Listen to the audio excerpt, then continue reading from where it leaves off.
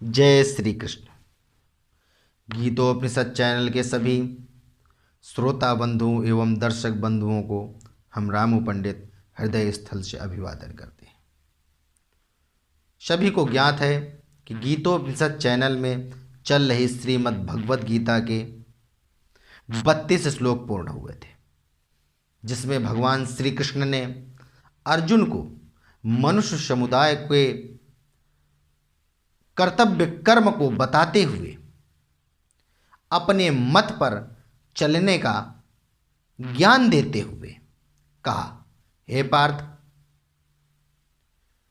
जो हमारे द्वारा बताए गए मतों पर चलता है, अनुसार चलता है, वह कर्म बंधनों से मुक्त हो जाता है, और जो हमारे बताए हुए कर्मों के अनुसार ना चलकर हमारे इन मतों पे दोष लगाता है, दोषारोपण करता है, वह दुर्मति दुर्बुद्धि व्यक्ति पतन की ओर ही अग्रसर होता है, और पतन में जाकर के वह जन्म जन्मांतर तक ज्ञानोदय नहीं कर पाता है, और इस प्रकार वह सदैव नरक का गामी रहता है। अब आगे, सदृशं चेष्टते स्वस्याः प्रकृतिर्जानवानपि प्रकृतिं यान्ति भूतानि निघरः किं करिष्यति। क्योंकि सभी प्राणी प्रकृति को प्राप्त होते हैं, अर्थात अपने स्वभाव के परवश हुए कर्म करते। ज्ञानवान भी अपनी प्रकृति के अनुसार चेष्टा करता है, फिर इसमें किसी का हठ क्या करेगा। अर्थात भगवान श्री कृष्ण ने अर्जुन से कहा, हे पार्थ, प्रकृति अर्थात अपने स्वभाव के गुणों के द्वारा ही मनुष्य समुदाय सभी कर्मों को करता है। ज्ञानी भी अपने स्वभाव के अनुकूल ही चेष्टा करते हैं, प्रयास करते हैं, ज्ञान प्राप्त करने का प्रयास करते हैं। इन पर किसी भी प्रकार का कोई हठ नहीं किया जा सकता है, किसी के ऊपर दबाव नहीं डाला जा सकता है। प्रकृति जैसे अर्थात अपने स्वभाव के गुणों के अनुकूल ही वह कर्म करते हैं, और ज्ञानी भी अपने चेष्टा के ही अनुकूल कर्म करते हैं। ऐसा भगवान श्री कृष्ण ने अर्जुन को समझाया। इंद्रियस्यार्थे रागद्वेषौ व्यवस्थितौ तयोर्न वशमागच्छेतौ ह्यस्य परिपंथिनौ। इसलिए मनुष्य को चाहिए कि इंद्री के अर्थ में अर्थात प्रत्येक इंद्री के विषय में राग और द्वेष छिपे हुए स्थित है।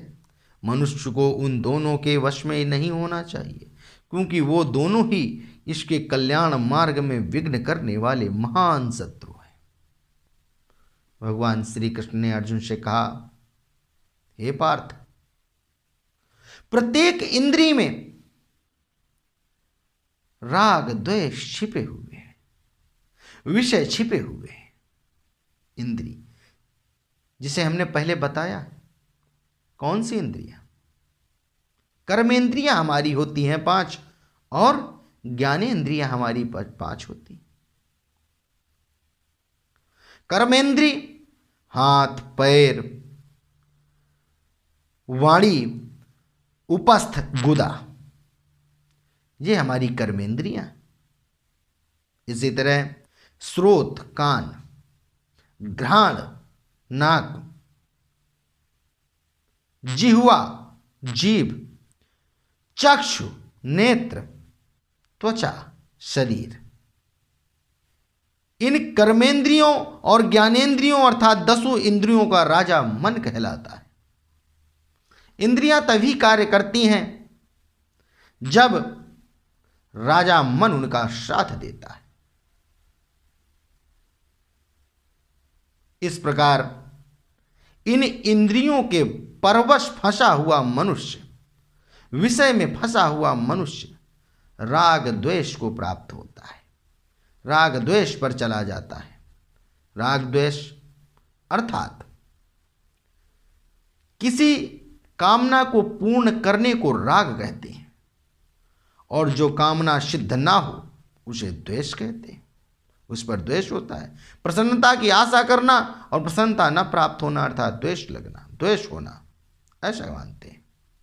भगवान ने कहा इसलिए उन दोनों के वशीभूत नहीं होना चाहिए, क्योंकि यह मनुष्य के कल्याण मार्ग के बाधक है। कल्याण मार्ग में ये बाधक बन जाते हैं, जिससे उसे ज्ञान प्राप्ति नहीं हो पाती है। ऐसा भगवान श्री कृष्ण ने कहा। श्रेयान् स्वधर्मो विगुणः परधर्मात् स्वनुतिष्ठितात् स्वधर्मे निधनं श्रेयः परधर्मो भयावह। इसलिए उन दोनों को जीतकर सावधान हुआ स्वभाव धर्म का आचरण करें, क्योंकि अच्छी प्रकार आचरण में लाए हुए दूसरे के धर्म से गुण रहित भी अपना धर्म अति उत्तम है।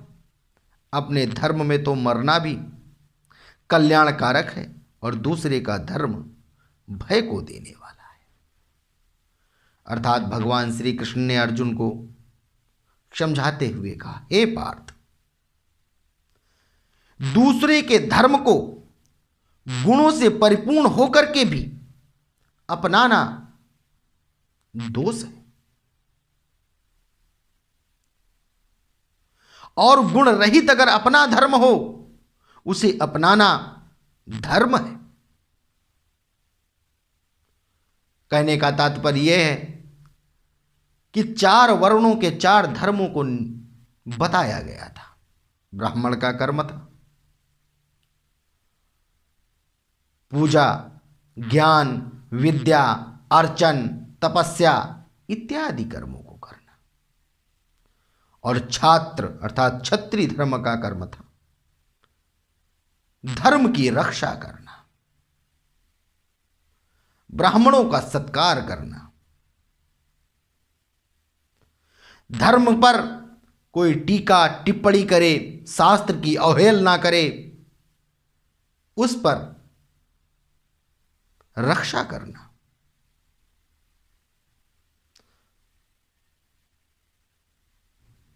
यह क्षत्रिय धर्म था। वैश्य धर्म अर्थात सभी वर्णों के उदर का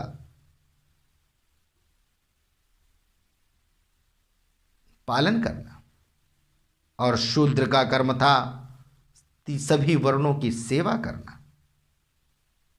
इस प्रकार सभी वर्णों के कर्म विभाजित किए गए थे।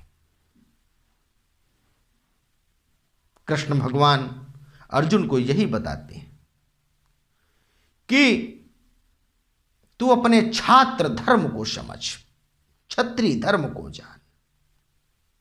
क्षत्रिय धर्म का कार्य है युद्ध करना, धर्म की रक्षा करना, और अपने धर्म में रहना ही उचित है।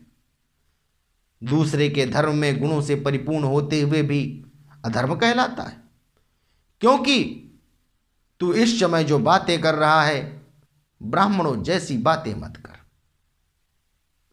तेरा कार्य है क्षत्रिय धर्म, रण युद्ध में युद्ध करना, तो इसलिए तू युद्ध कर अपने क्षत्रिय धर्म को पहचान, और उसी क्षत्रिय धर्म से ही तेरा कल्याण है। ऐसा भगवान श्री कृष्ण ने अर्जुन से कहा। अर्जुन वाच अथ केन प्रयुक्तो अयं पापं चरति पूरुषः अनिच्छन्नपि वार्ष्णेय बलादिव नियोजितः। इस पर अर्जुन ने पूछा कि हे कृष्ण, तो फिर यह मनुष्य स्वयं न चाहता हुआ भी बलात् लगाए हुए भांति किससे प्रेरित होकर पाप का आचरण करता है? अर्जुन बोले, हे भगवान, हे मधुसूदन, यह मनुष्य स्वयं न चाहता हुआ किस प्रकार पाप कर्मों के आचरणों में लग जाता है? बलात् कैसे हर लिया जाता है? इससे पाप आचरण कैसे हो जाते हैं? नहीं चाहता है कि पाप हो, लेकिन पाप आचरण कैसे हो जाते हैं? हे मधुसूदन, मुझे बताइए। श्री भगवानुवाच काम एष क्रोध एष रजोगुण समुद्भवः महासनो महापाप्मा विद्धे नमिह वैरिणम।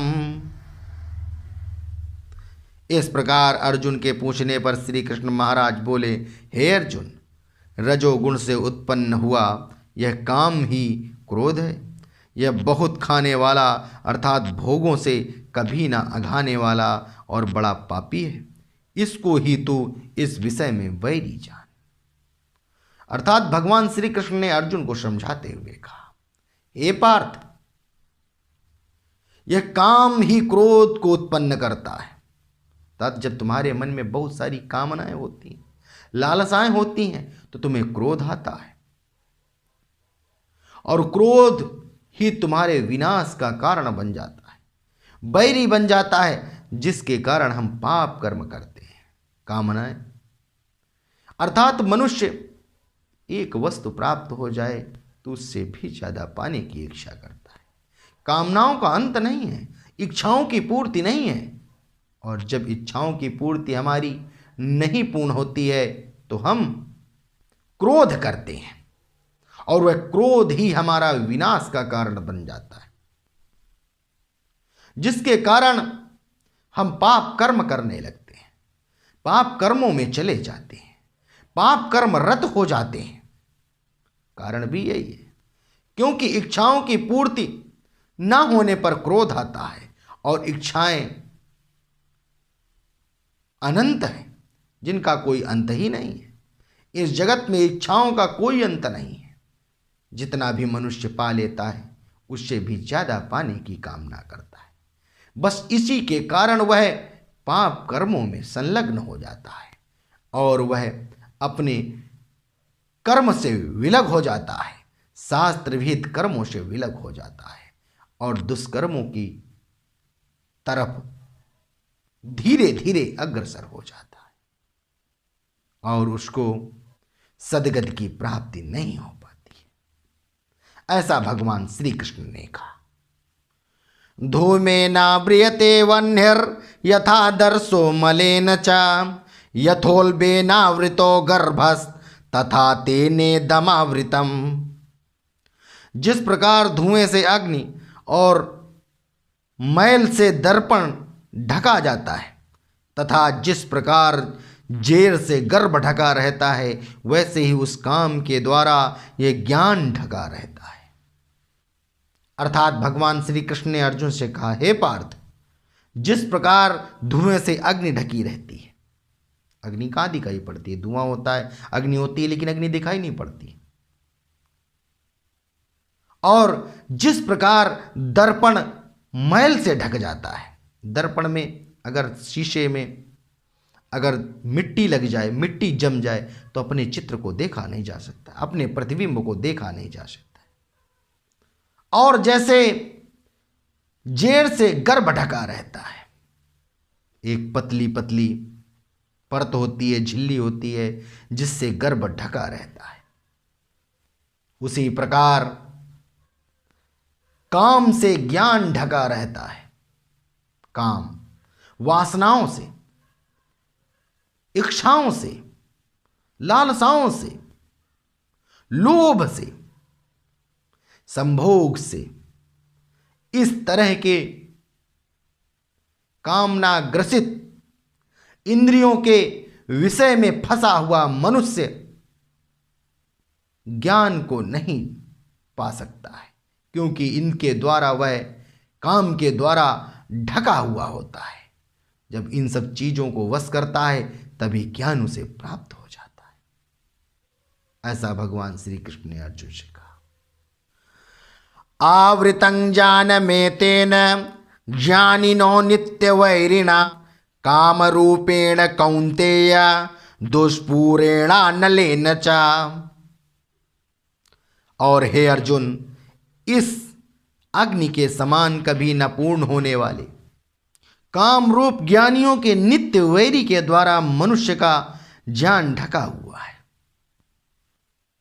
भगवान श्री कृष्ण ने अर्जुन से कहा, हे पार्थ, जिस प्रकार अग्नि जलती है, उस पर कुछ भी डाल दिया जाए वह दाह हो जाता है, जल जाता है।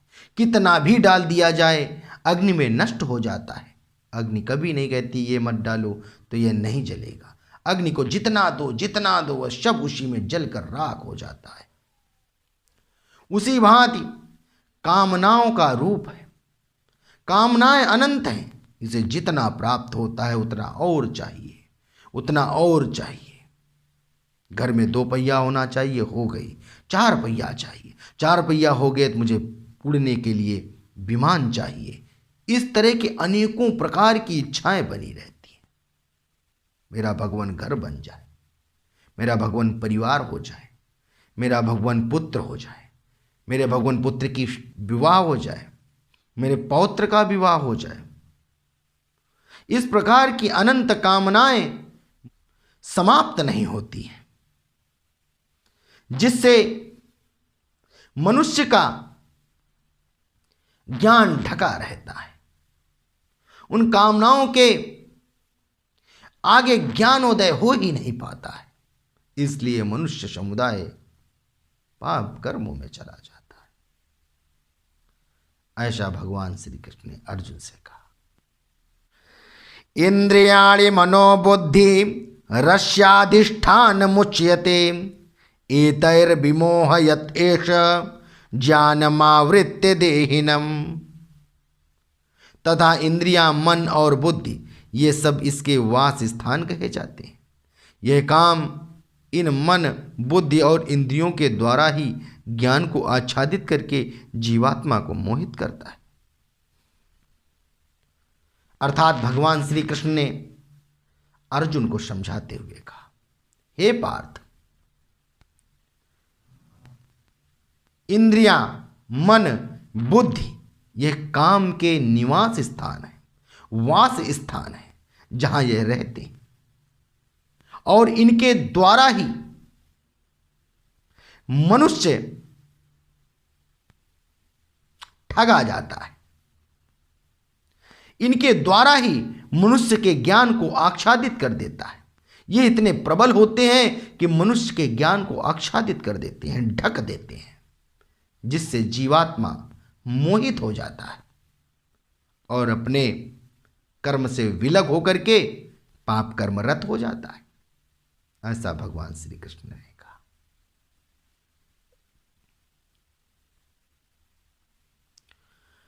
तस्मात् त्वमिन्द्रियाण्यादौ नियम्य भरतर्षभ पाप्मानं प्रजह्येनं ज्ञान विज्ञान नाशनम। इसलिए हे अर्जुन, तू पहले इंद्रियों को वश में करके इस ज्ञान और विज्ञान का नाश करने वाले महान पापी काम को अवश्य ही बलपूर्वक मार डाल। अर्थात भगवान श्री कृष्ण ने अर्जुन से कहा, हे पार्थ, सर्वप्रथम आप ज्ञान विज्ञान को नष्ट कर देने वाले इंद्रियों के इस काम रूप को तू पहले हर ले, मार दे, जिससे कि तुझे ज्ञानोदय की उत्पत्ति होगी। ऐसा भगवान ने कहा।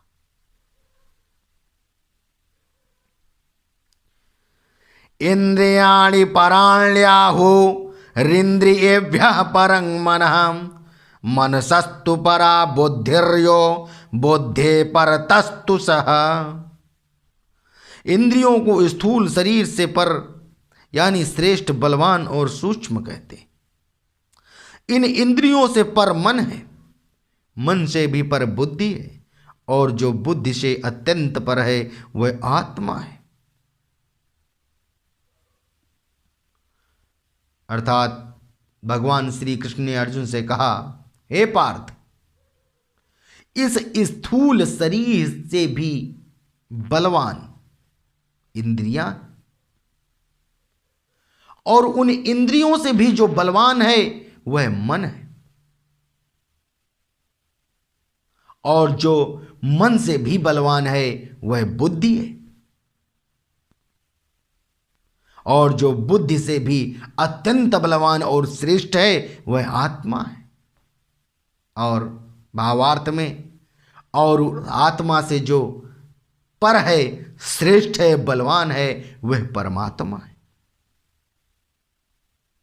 परंतु इस श्लोक में सिर्फ आत्मा तक का वर्णन किया गया है। भावार्थ में मैंने परमात्मा का विषय बताया। अर्थात भगवान ने कहा, हे पार्थ, स्थूल शरीर से श्रेष्ठ इंद्रियां, इंद्रियों से श्रेष्ठ मन, मन से श्रेष्ठ बुद्धि, बुद्धि से श्रेष्ठ आत्मा है, अत्यंत श्रेष्ठ आत्मा है। ऐसा भगवान ने अर्जुन से कहा। एवं बुद्धे परं बुद्ध्वा संसतभयात्मा नमात्मना जहि शत्रुं महाबाहो काम रूपं दुराशदम। इस प्रकार बुद्धि से पर अर्थात सूक्ष्म, बलवान और अत्यंत श्रेष्ठ आत्मा को जानकर और बुद्धि के द्वारा मन को वश में करके, हे महाबाहो, तू इस काम रूप दुर्जय शत्रु को मार डाल। अर्थात भगवान श्री कृष्ण ने अर्जुन से कहा, हे पार्थ, जिसमें कि आत्मा सर्वश्रेष्ठ है, अत्यंत श्रेष्ठ है। भगवान ने पहले क्रम बताया, स्थूल शरीर, इसके बाद इंद्रियां, उससे श्रेष्ठ बताया, इंद्रियों से श्रेष्ठ मन को बताया, मन से श्रेष्ठ बुद्धि को बताया, और बुद्धि से श्रेष्ठ जो अत्यंत है उसे आत्मा को बताया। अब भगवान उसका विलोम कहते हैं, समझो। कहा, आत्मा हे अर्जुन अत्यंत श्रेष्ठ है, इसलिए तू आत्मा से बुद्धि तो को, और बुद्धि से मन को, और मन से इंद्रिय को, इंद्रिय से इस स्थूल शरीर को अपने वश कर और इसके द्वारा इन्हें नष्ट कर दे। आत्मा श्रेष्ठ है तो तू आत्मा में प्रवेश कर और इन सब चीजों को धीरे से नष्ट कर दे। अर्थात कहने का तात्पर्य, जिस क्रम से भगवान ने श्रेष्ठता को बताया उसी क्रम से पुनः बताया कि आत्मा श्रेष्ठ है, तो इस प्रकार पुनः वापस जाओ। आत्मा से बुद्धि और बुद्धि से मन को अपने पास कर ले। जो दुर्जय शत्रु हैं इनका विनाश कर दे, तो नष्ट कर दे, मार डाल। इस प्रकार भगवान श्री कृष्ण ने अर्जुन से कहा।